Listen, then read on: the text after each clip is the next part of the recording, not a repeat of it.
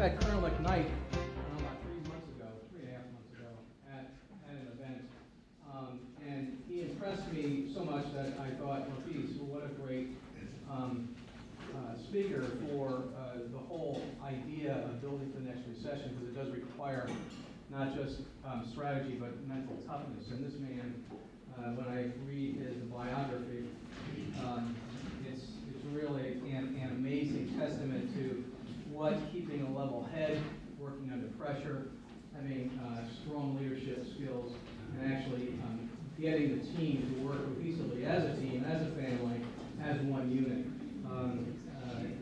He doesn't just throw this out, but I will.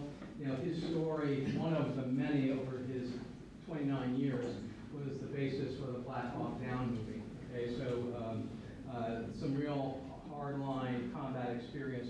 But we're going to welcome him up here this morning to share his thoughts on the 4 glass walls, okay, as he called it.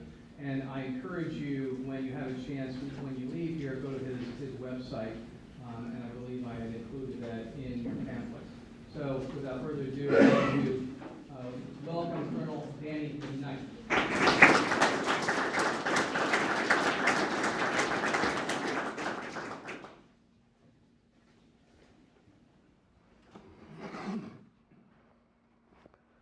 Thank you, Jeff, very, very much.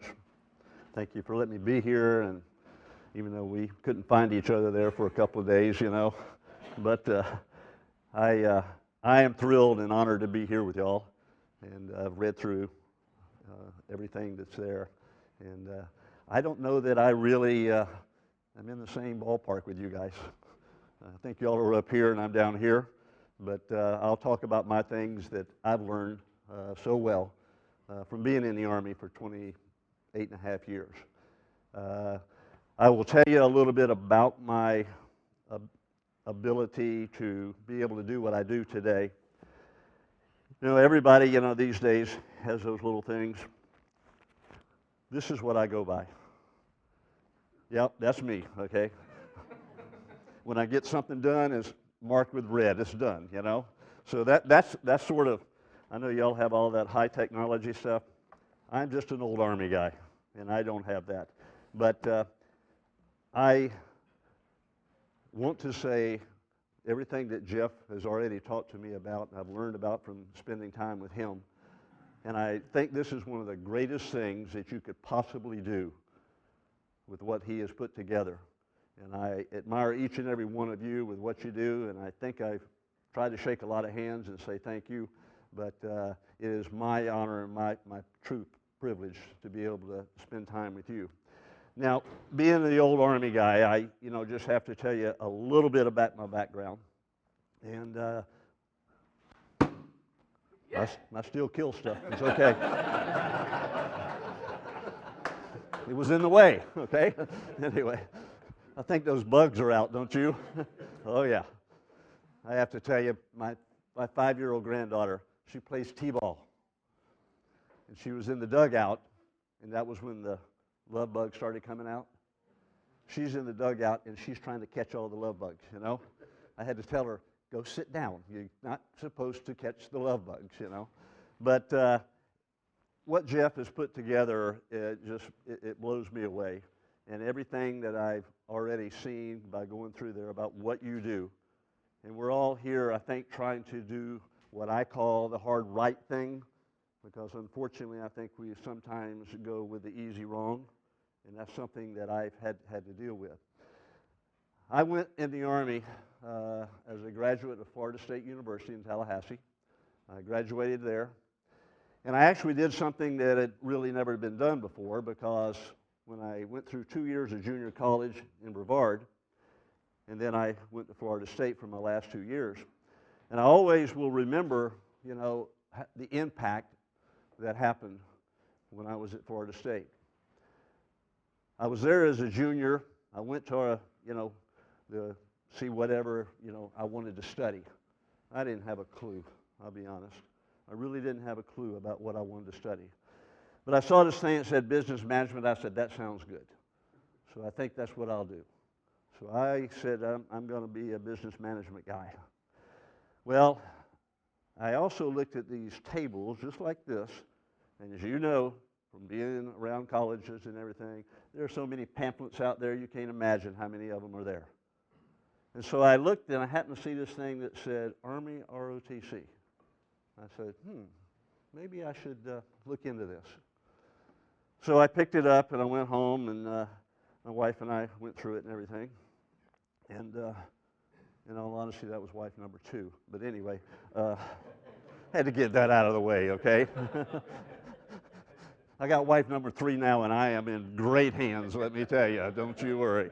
But anyway, I went back to the Army ROTC department the next day, and I talked to Major Crump. I will never forget Major Crump, because when we started talking, he raised his hand up. He was missing his trigger finger.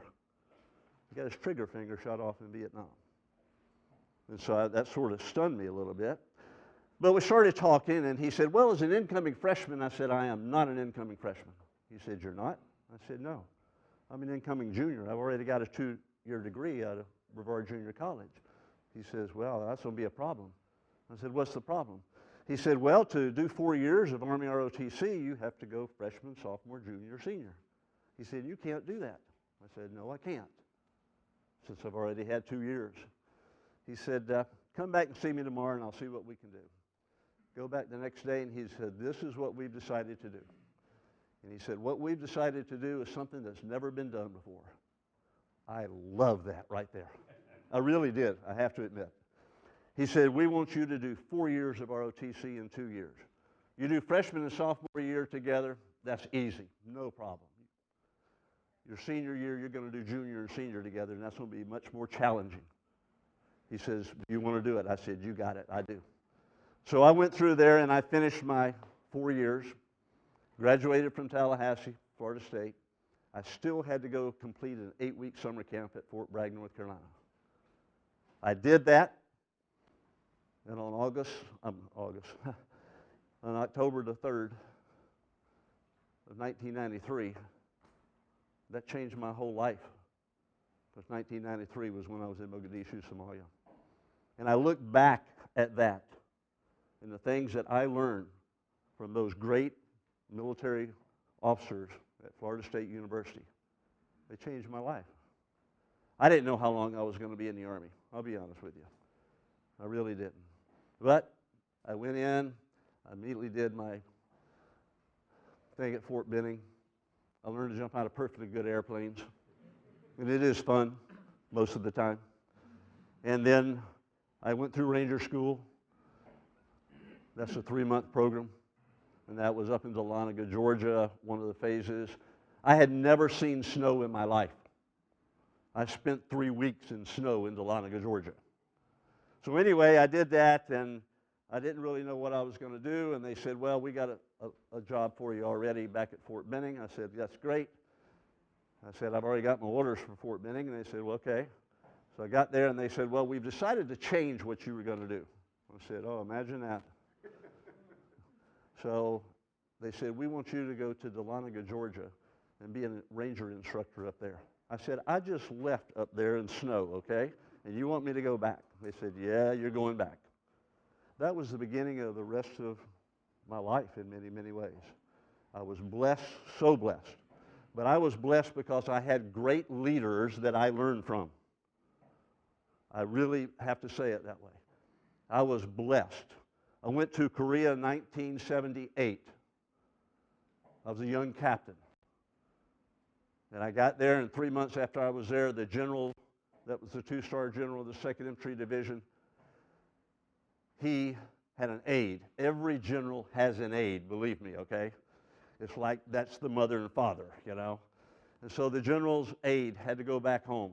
He had a family emergency, so he had to get a new aide. I was one of 7 people that got the general to talk to, and he took me over as his aide. It changed my entire life. His name is General David E. Grange, Jr. General Grange became my mentor, and to this day, we are very, very close. Because what he did as a 17-year-old on D-Day was made a combat jump out of a perfectly good airplane at age 17. I had no idea about his background, but boy, I learned. And I spent 19 months with him. Korea, when he left Korea, he went to Fort Benning, and I spent time with him there. And it turned out, you just have to be lucky sometimes. And I think that's what we have to make young people understand. There's people out there that you need to learn from. And that's what I really believe in so strongly. I learned so much from the general. He will soon be 95 years old. There's this thing that happens at Fort Benning, Georgia every year called Best Ranger Competition. It's named after him. How lucky can you get to find a mentor like that? And what I think our young people don't do enough of is they don't seek out that mentor, that person that they want to learn from. Because we can all learn. I'm still learning today. I promise you. But I was so blessed to have that time with him. So when we left Korea and then we went to Fort Benning, and he took over as a 2-star at Fort Benning, Georgia. But he is like my second father. General Grange and I have never missed talking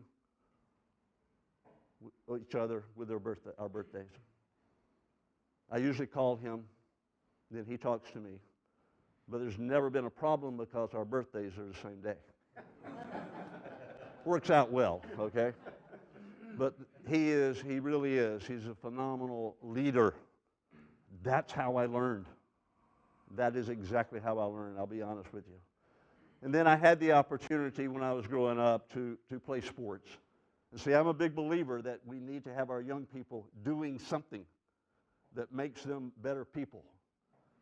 And I was the quarterback on my high school football team. I was the catcher on the baseball team and the point guard on the basketball team. As my dad said, if there's a ball, Danny's going to be playing it. I said, you got it. But see, we need to do stuff like that, and we need to teach the young people about that. And I think that's what's so great about what we're here for today.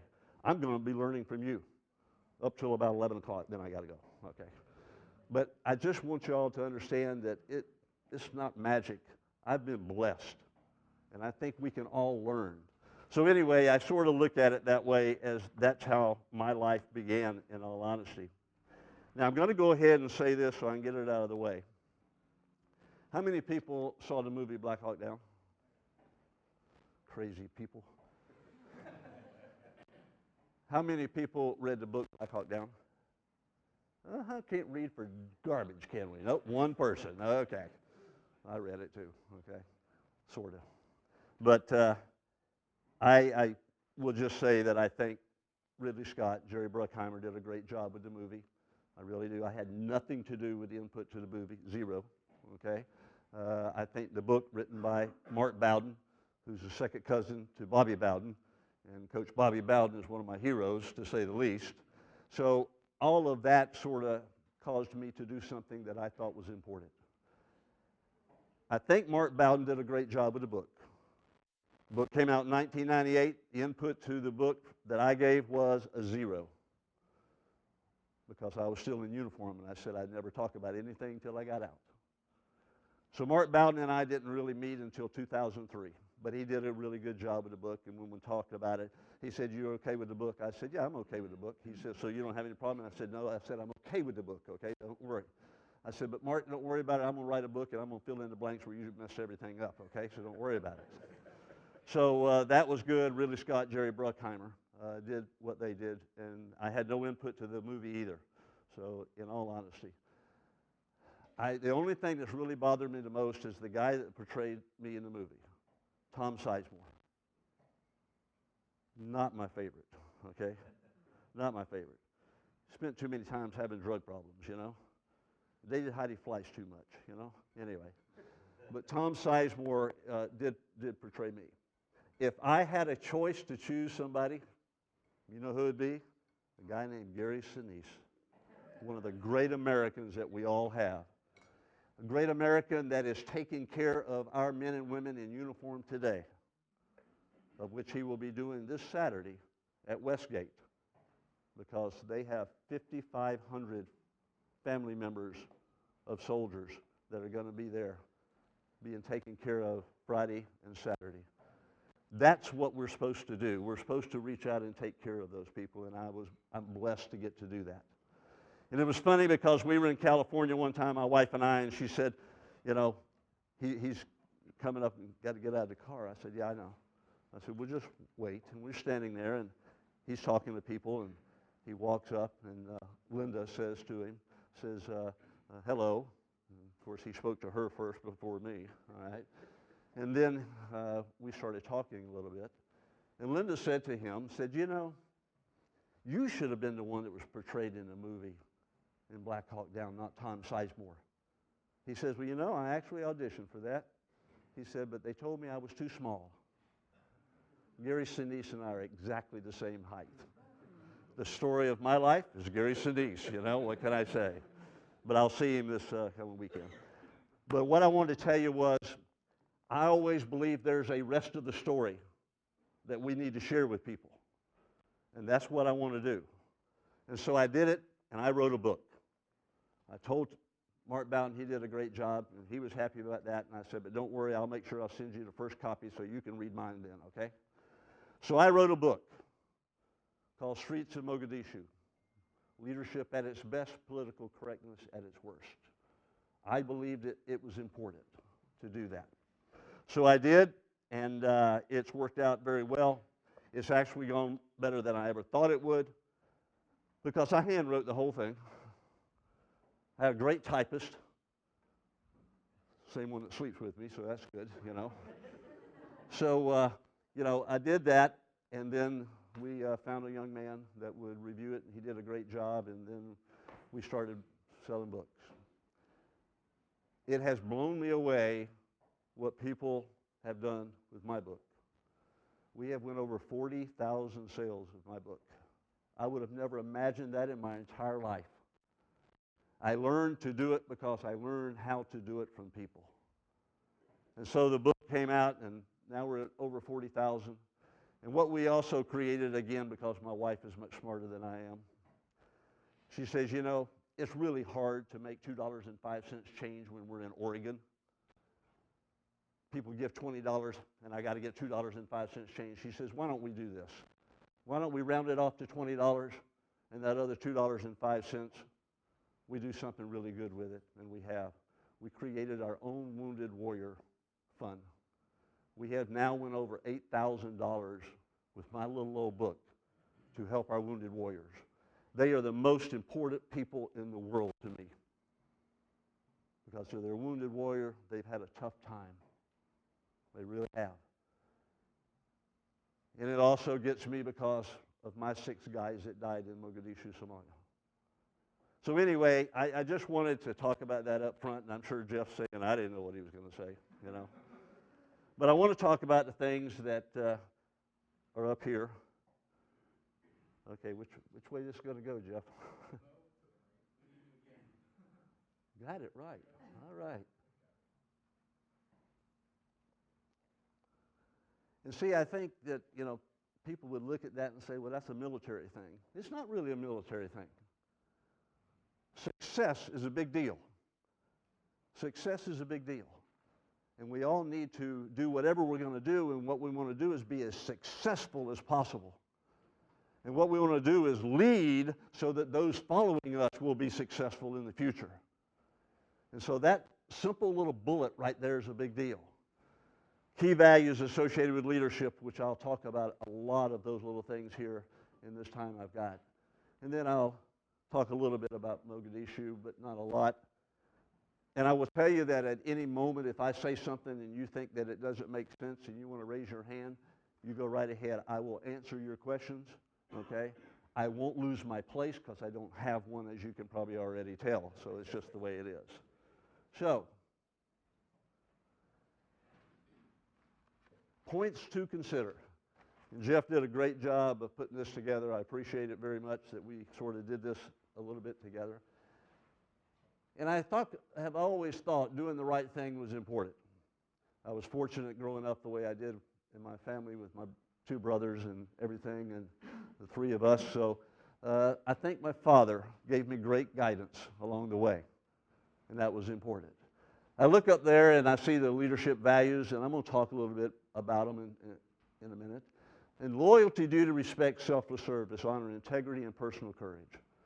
If we can just get our young people, you're not the young people, well, a few of you are, okay? But you're already there. You've already got a good idea of what needs to be done in terms of leadership. And that's really what I focus on, is about leadership. The things that I've already looked at that so many of you do, I'm blown away by what you do. And the more that we have getting things done for our young people, the better chance we have of being successful in the long run. And we cannot forget that. So if you look at all of those things, they're very interesting and they're very simple, in all honesty. And I look at those, and I've always talked about the LDRSHIP. Loyalty, duty, respect, selfless service, honor, integrity, and personal courage. And I always try to challenge people just a little bit. Of those 7, I would ask each and every one of you, at some point, you can do it after you've left here because you got the material there, which one would be the value that you would say was the one you would focus on? Because, see, any of those 7 would work. Because we all do a little bit different anyway. We don't do it exactly the same. And so I always say, look at those and see, which ones maybe is the one that would be best for you.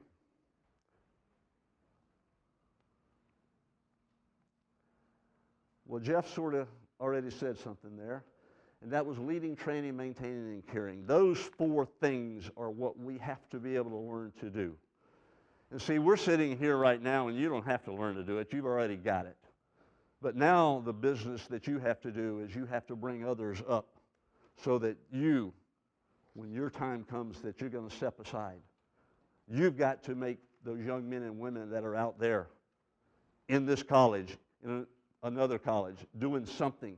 We are responsible to make them understand that they have to learn. They have to be in charge. They have to lead. And those 4 things right there, the glass balls, are pretty simple. I think leading is the most important thing we have to do every day. Every day that I wake up, I always think about what can I do today that's going to help my grandkids or going to help the people that I work with. We need to really focus on that. It's that simple.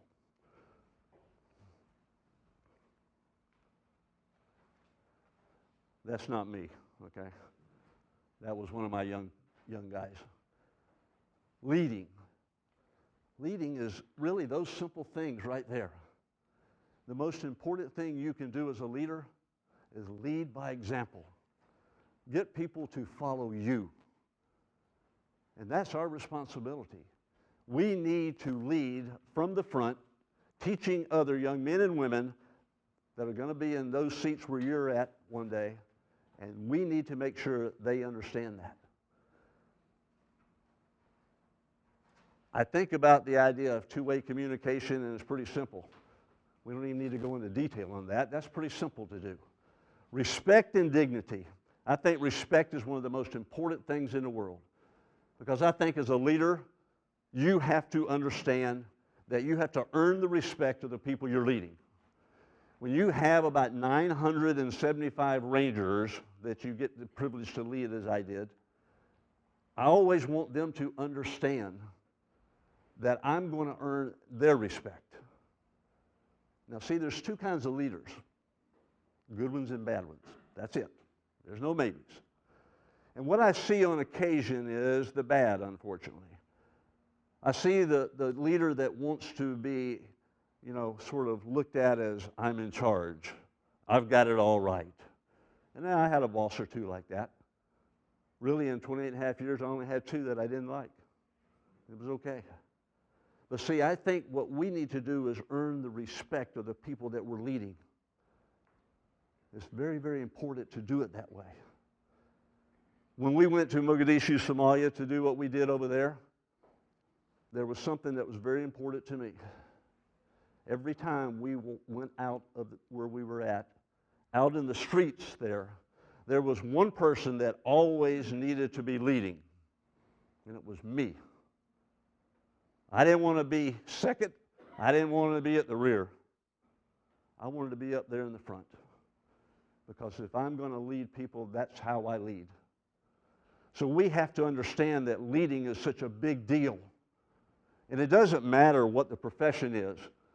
The professions that some of you do, I probably couldn't even touch and understand what all you do.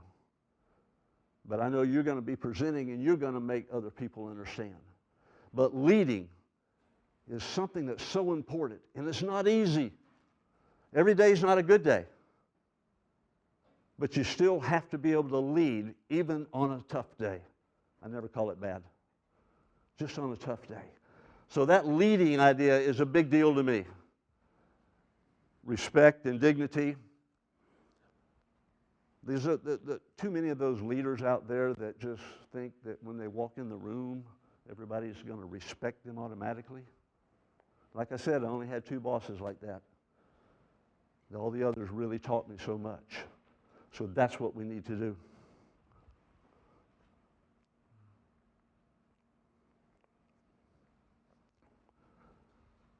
I'll let you look at that for a moment.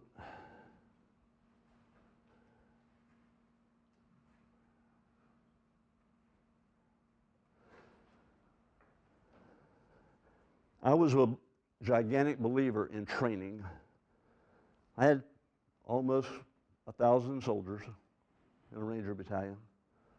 And I knew that it was important that I understood the training and that they understood it.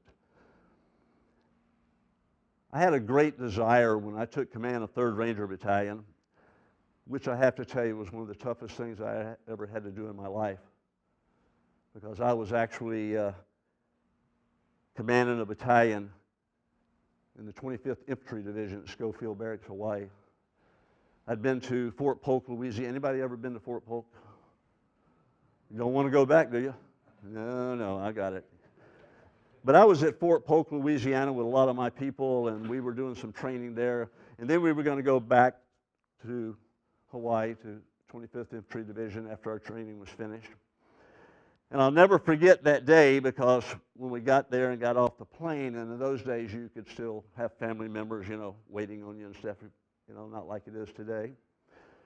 But when I got off the plane and I was walking towards my wife, again, that was wife number 2, okay? Just so that we keep that straight.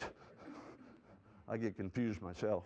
But I saw my wife, and she was very, very bothered by something.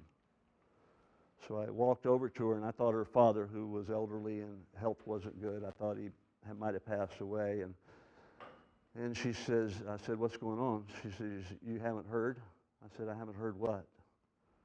She said, "There was a helicopter that crashed last night in Dugway, Utah, in the Great Salt Lake." She said, "John and Ken were both killed in a helicopter crash." John Keneally, he and I had known each other since 1974. He was commanding 3rd Ranger Battalion, and that was going to be his last assignment. He had promised his wife. And John was one of those that was in that helicopter when it went down in the Great Salt Lake. The other one was a guy named Ken Stouse. Ken and I went to the Ranger Regiment together.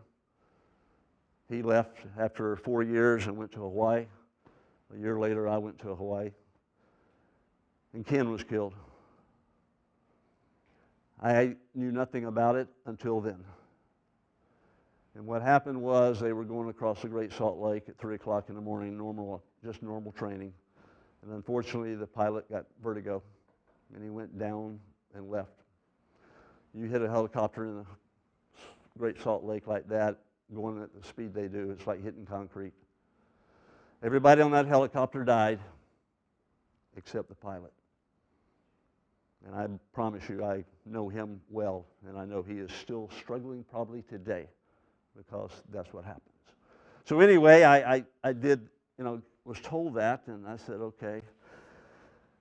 And about 30 days later, one of my former bosses contacted me and said, "Do you want to take command of 3rd Ranger Battalion?" I said, "Sir, I'd be honored." So I left Hawaii. In February, went to Fort Benning and took command of 3rd Ranger Battalion. It was one of the hardest things I ever had to do in my life because John Keneally and Ken Stouse were two of my very best friends. And I promise you there's days that it's still here. And it's okay, but it's still here. So anyway, I took command of 3rd Ranger Battalion. The commander for the 75th Ranger Regiment that passed the colors to me was a guy by the name of Colonel David L. Grange. General Grange's son was my boss. We just run in the family together now, you know. But see, that's a challenge that we have to understand as leaders. Every day is not an easy day. Every day is not a good day. So how do we turn that around so that we can make it a good day? And that's what I think we probably need to teach young people more than anything in the world, that every day is not an easy day. Every day is not a perfect day, but we've got to make it the best it can be. And that's the reason I believe in that so strongly. I talked about a little bit there where it says mental toughness. When I took command of 3rd Battalion, I'd been the XO of 3rd Ranger Battalion when we jumped in Panama in 1989 and stuff like that. But this was a challenge beyond belief. When you have to come in behind 2 guys, and one of those, you're going to take his place, and he died, that's tough. And I promise you, all of those Rangers were extremely, in many ways, challenged and having a difficult time because they lost their commander. So I knew that the challenge now was for me. Even though I'd been in 3rd Ranger Battalion before. I'd been at the Ranger Regiment. But this time is different because I'm coming in to take over for one of my very best friends. So when that happened, and then, you know, I got everybody together and we talked. I talked to the officers, talked to all the non-commissioned officers. And physical training was a big, big plus to make things better. Because when I took command and we go out there in the morning at 6:30 and we salute the flag, we do the national anthem, we do our Ranger Creed, and then we start our physical training. Physical training in a Ranger Battalion, folks, is not easy. And there was a challenge that I knew was going to be coming my way. All of those Rangers were going to say, okay, let's see if he can do what we do now. Let's see how he's going to react and how he's going to lead. Oh, yeah. So I knew exactly that challenge was going to come my way, and I was happy it would be. So when we started that morning after we did the flag and everything, and I told Sergeant Major, I said, Sergeant Major, I'm going to go with that squad over there today. Squad was about 14 in a Ranger Battalion. I'm going to go over there and do physical training with them today, PT with them. He goes, okay, sir. He says, I'll go over there. We never did it together. We don't need to be on with each other. So I walked over there. As I was walking over to join them, I could hear them talking. I knew what they were saying. Here comes the old man to go with us today. Let's see if we can kill him. The challenge was that, because I'm the new guy. Even though I've been in the battalion before, that's old. That's history. So we do our really, really tough training. And I knew that they were going to ramp it up anyway on me. It was okay. They didn't know one thing that I knew. I knew I could outrun every dadburn one of them. So we would start our run, and I could see that they were trying to really go fast. And so I'm staying right there with them. And then after a bit, I'm going to say, you guys you're not fast enough. I'll go ahead. I'll see y'all later. I'll be finished in a while, okay? The importance of what I did was showing them that what they were doing was the most important thing, and I was always going to be there for them. They don't have to be there for me. I have to be there for them. Because if we're going to lead, that's the only way we can lead. We've got to be the ones that are setting the standard for the people that we want to be leaders. So that's a big deal. That one's pretty simple. Yeah, that's actually me there. That's my sergeant up there. I don't remember what. But see, those things that I was talking about, that's some of the most important things in the world right there. Soldier morale and the family. One of the hardest things that we ever had to deal with was when we came back from Mogadishu, Somalia. I had 6 of my kids that died over there. I had a large number that were wounded. I remember how big our group was when we went over there. And I remember that day when we were getting off the plane to walk in the hangar for our welcome back. And it stunned me because I said, where are all the other guys? Some of them are dead. Some of them are in the hospital. And see, taking care of the family was a big deal because there were some that were husbands and wives had to come see them in the hospital. See, that's what really is leading about to me. You have to care. You have to care if you're going to be a good leader. You have to be willing to lead the hard way. It's not easy. It never will be, I don't think. And I think the most important thing is that we take care of the families.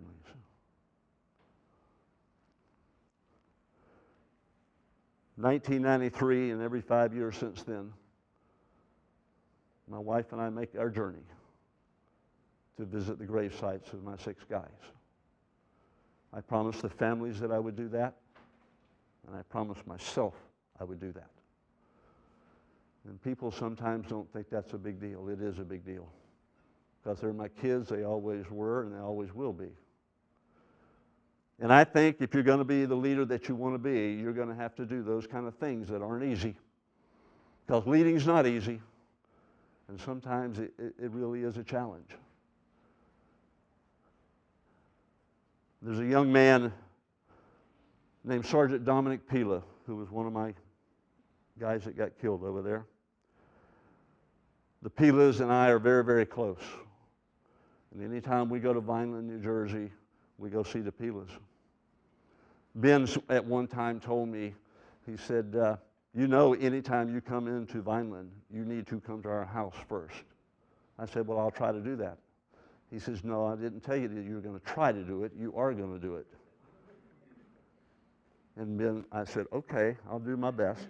He says, remember this, okay? I'm Italian. I know how to kill people too, okay?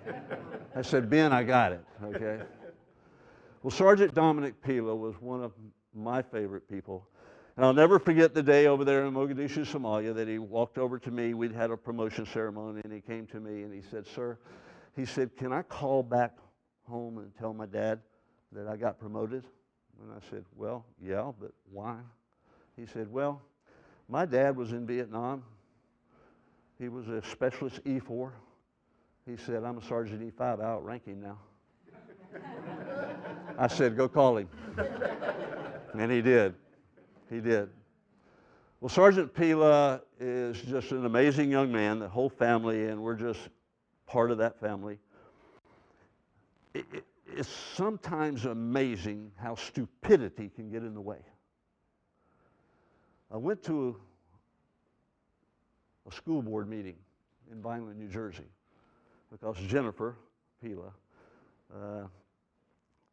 she is a school teacher, and for 25 years, they could never get the school board to approve naming a school after Sergeant Dominic Pila, who grew up there and graduated through school there.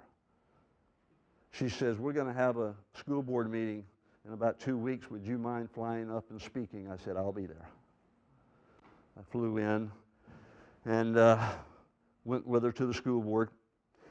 And it's a lot of different things going on, a lot of different people wanting their person, you know, to be honored and everything, and I understand that.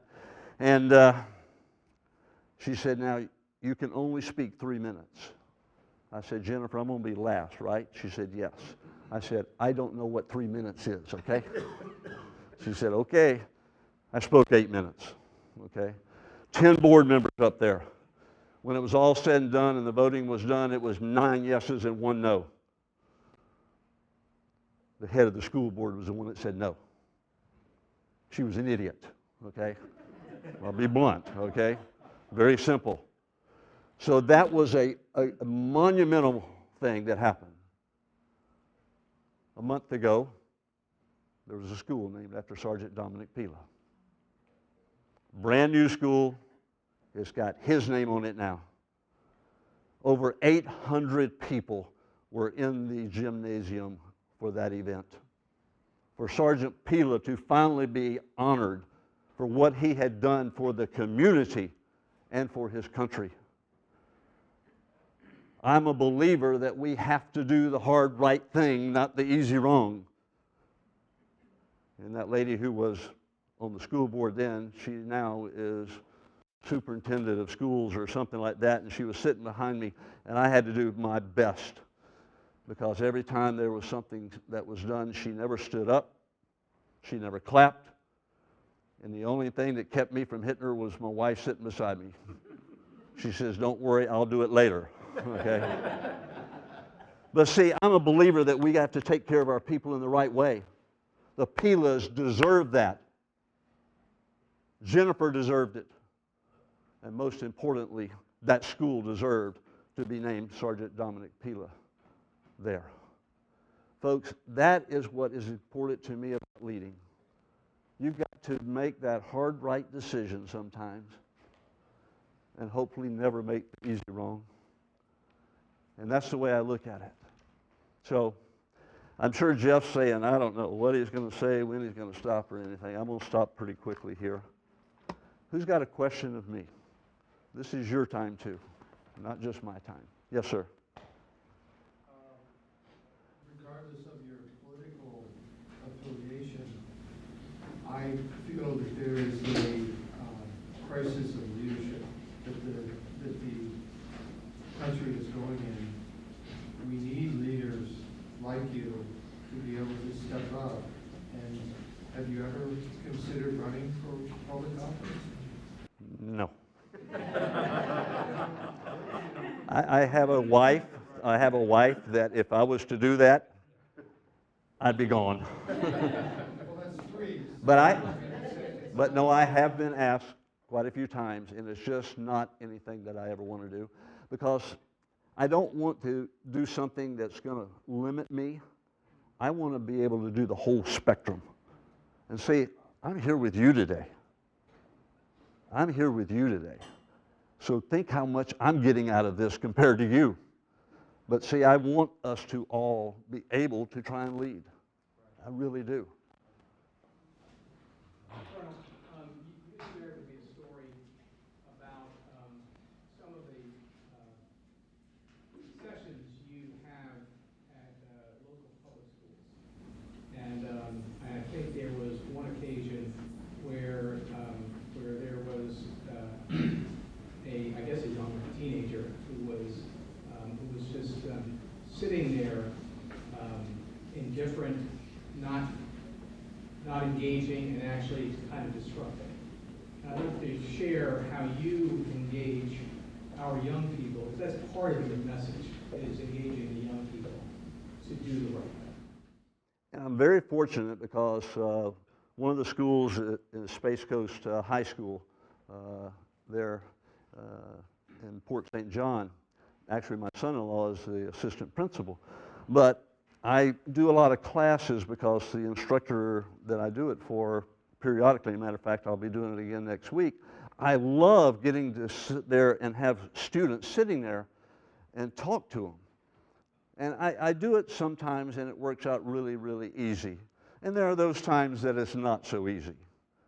I remember the first time I did it at another school, and the young man that was sitting right there in the front seat, and he laid his head down. I said, he's obviously not paying attention. So I just accidentally sort of leaned on him, and he did this, and I said, oh, did I wake you up? I said, don't go to sleep again. We have to do that so the kids are going to understand. They have to learn. But it's our responsibility to teach them, and that's what we have to do. And I'm a firm believer in that.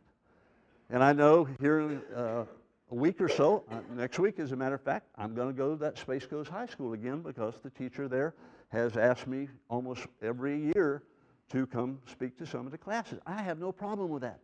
That's a privilege for me. And what's so important to me is I have my 5-year-old granddaughter, my 7-year-old granddaughter, my 9-year-old grandson. Their future is in our hands. But we're the ones that have to make it happen. I've got 2 more. They're 22 and 27. I don't even worry about them. Okay? But we have to be the ones that are going to step up and get our kids understanding that this is about being part of the greatest country on the face of the earth, the United States of America.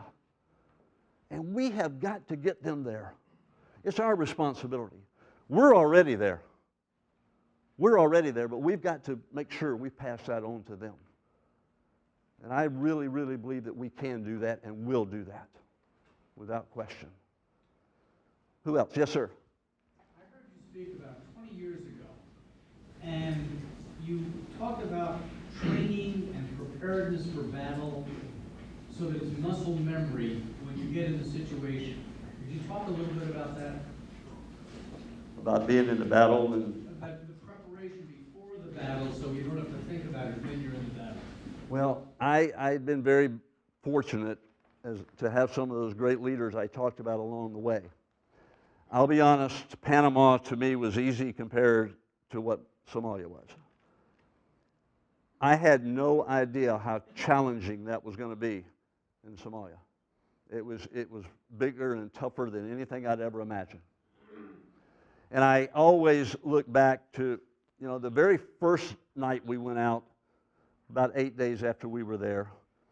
And we go out, to give you an example of what you're asking about, we go out there and I have my group of people with all the vehicles, and we have Delta Force and we have the aviation. Everybody's doing their thing that night.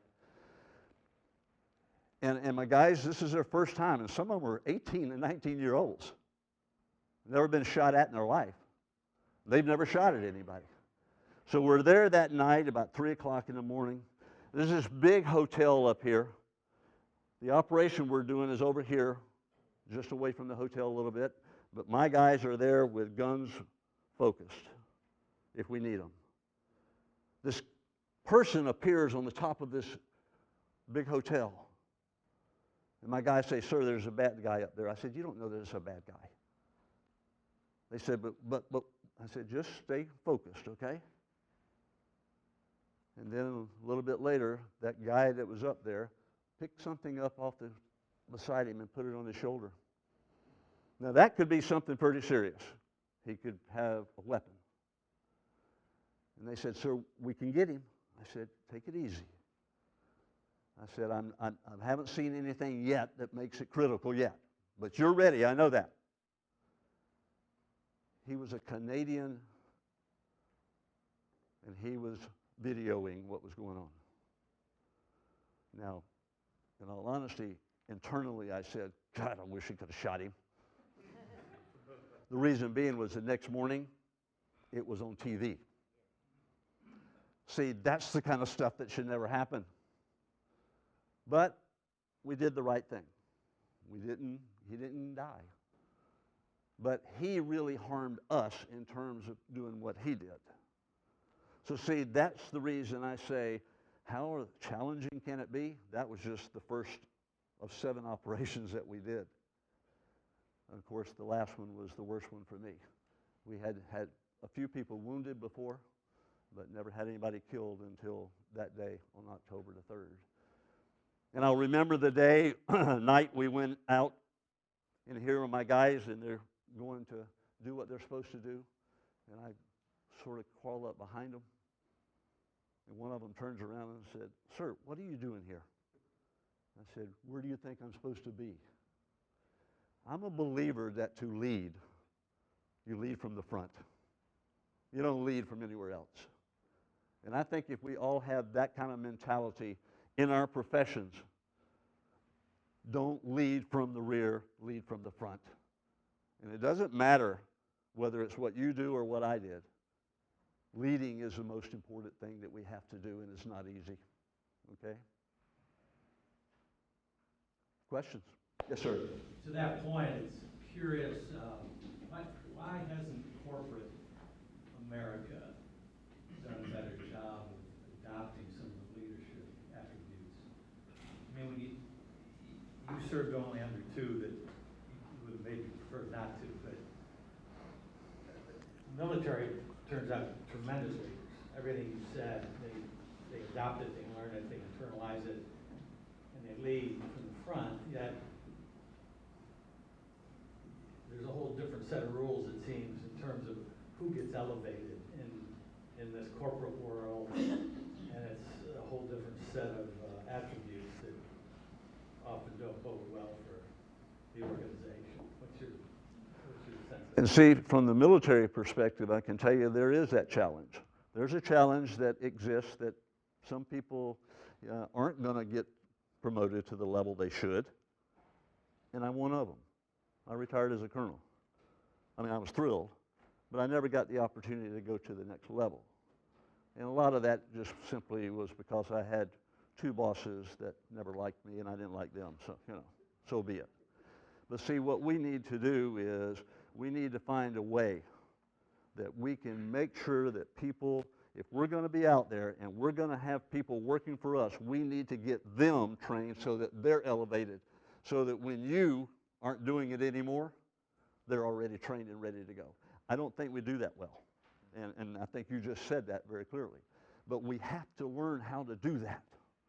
We have got to prepare our futures, men and women, to take over, because ain't all of us here are going to be there. We're going to be moving on. But we need to train, and convince people that you are going to be a leader, and we're going to make sure we do our part to help you be a leader. And that's what we have to do. It really is. I'll finish up with the one thing that I talk about a lot. Mogadishu, Somalia, 1993. 6 of my kids died. I promised the families, as I said, that I would always make sure they're taken care of. This past September, Linda and I did our journey, 25 years. First one was 1993. This was the 25th year. We were in Fort Bliss, Texas, where Sergeant Lorenzo Ruiz is buried. We go there, we pay our respects. And my wife and I created something called the Black Rock. Flat, nice rocks. She paints them black, and I sign every one of them. So we go from Sergeant Lorenzo Ruiz at Fort Bliss, Texas. We go to Rehoboth, Massachusetts. Anybody ever been to Rehoboth?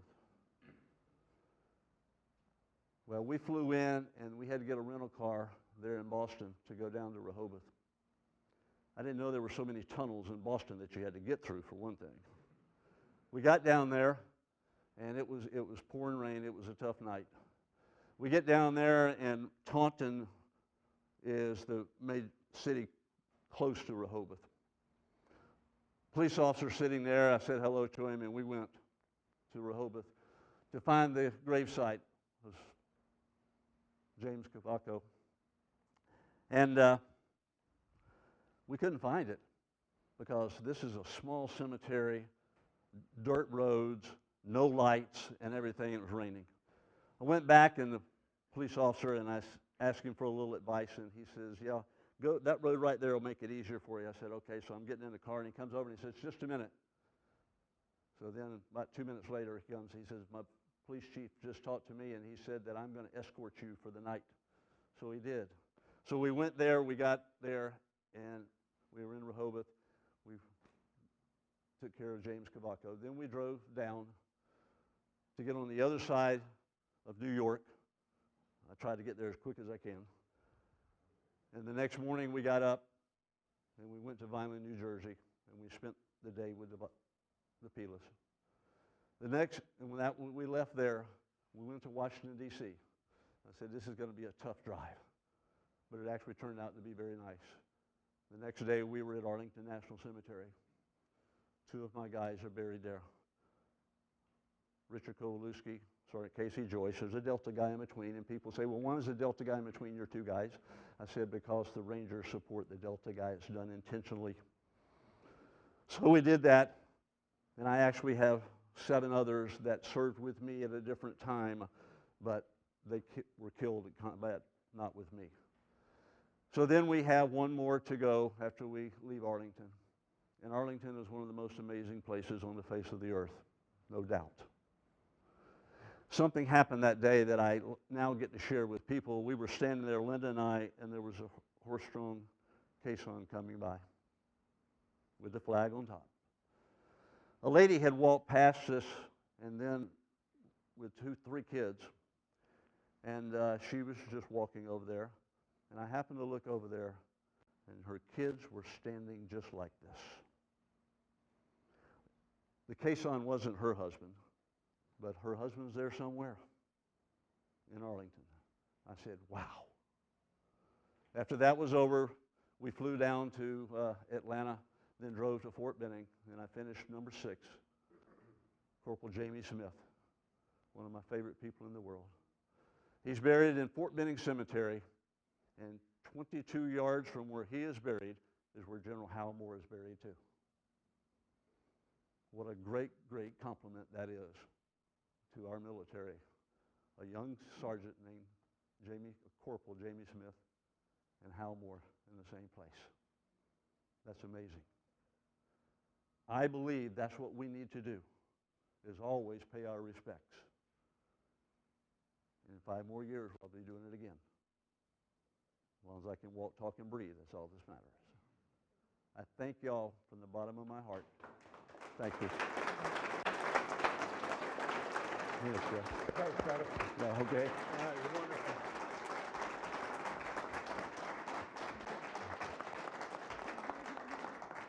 Thank you, Colonel. I do have a book, by the way.